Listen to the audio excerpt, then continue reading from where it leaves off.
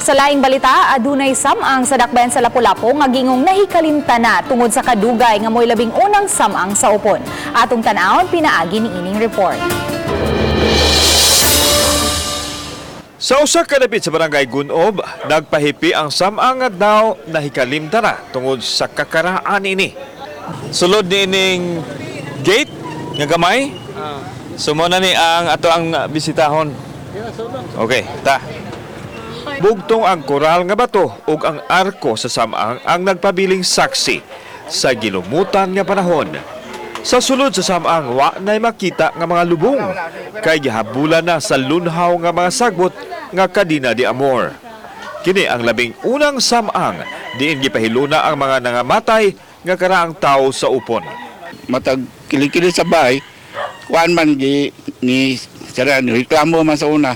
Kay hadlok lagi gi minteriyo man. Mao to nga gi-transfer lang to. Sa paglabay sa panahon, inanay nang gipamalhin ang mga lubong sa ubang samang. Nasirada na usab ang agianan hangtod nga nahikalimta na kini sa kadaghanan.